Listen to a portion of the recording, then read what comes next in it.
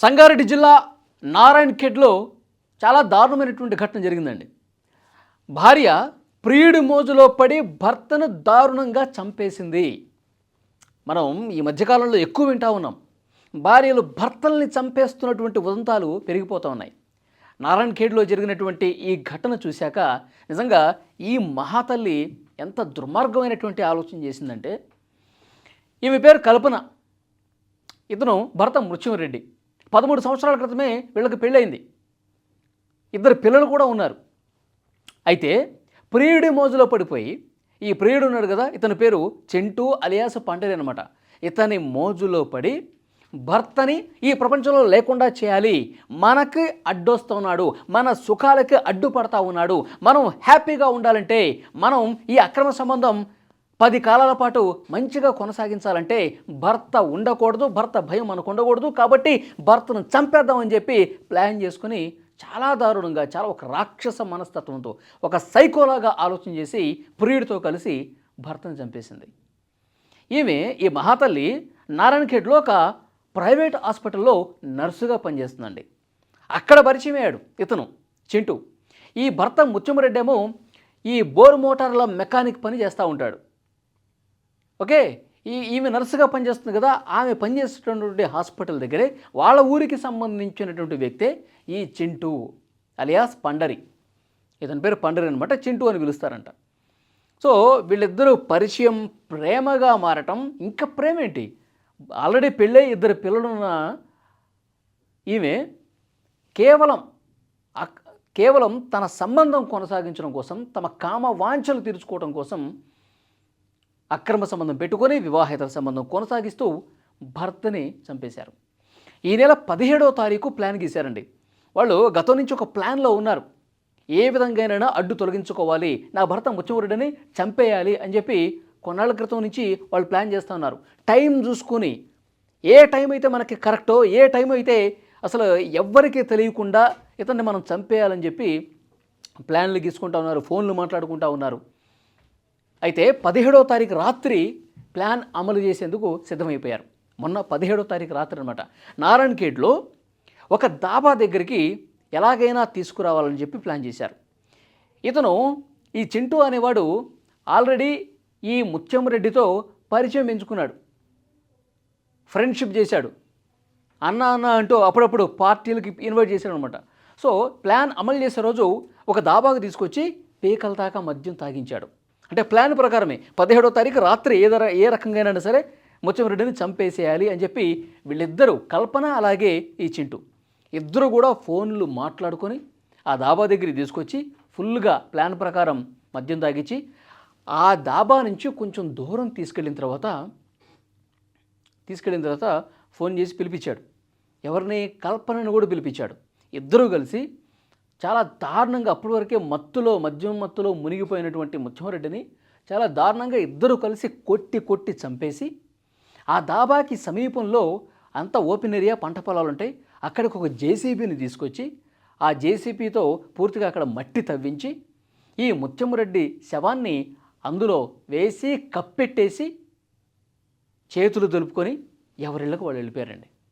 చూడండి ఎంత దారుణంగా భర్తని చంపేసి ఒక ప్లాన్ ప్రకారం అక్కడే పూడ్చిపెట్టేసి ఏమీ ఎరగనట్టుగా వెళ్ళిపోయారంటే వీళ్ళు ఎంత దారుణంగా ఆలోచన చేశారు, ఎంత క్రూరమైనటువంటి మనస్తత్వం కలిగి ఉన్నారు.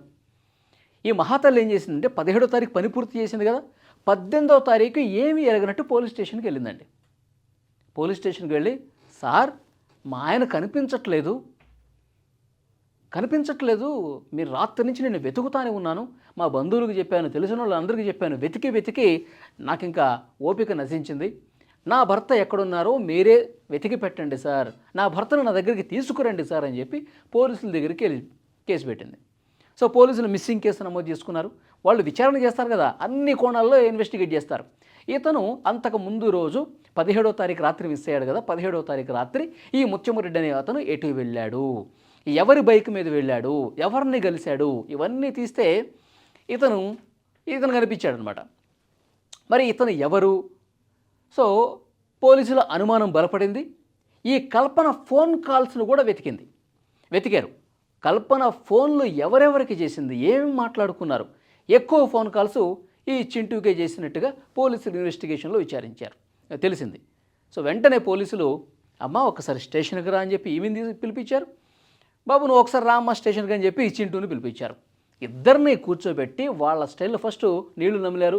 మాకు సంబంధం ఏంటి, అసలు మమ్మల్ని అడుగుతారేంటి అని చెప్పి అంటే ఫోన్ కాల్స్ మాట్లాడుకున్నవి ఇవన్నీ కూడా వాళ్ళ ముందు పెట్టి పోలీసులు తమదైనటువంటి స్టైల్లో ఇన్వెస్టిగేట్ చేసి వాళ్ళని కొంచెం గట్టిగా అడిగితే అప్పుడు చేసినటువంటి నేరాన్ని అంగీకరించి నా భర్తను నేనే చంపించాను, మేమిద్దరం కలిసే చంపేశాం ముత్యంరెడ్డి నా భర్తను అని చెప్పి ఆమె ఒప్పుకుంది.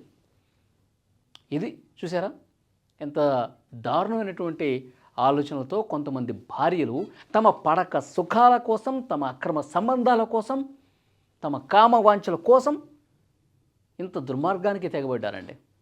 చూడండి అక్రమ సంబంధాలు, వివాహేతర సంబంధాల ముసుగులో జీవితాలని ఏ విధంగా నాశనం చేసుకుంటున్నారు చూడండి. ఇప్పుడు వీళ్ళిద్దరూ జైలుకి వెళ్ళారు.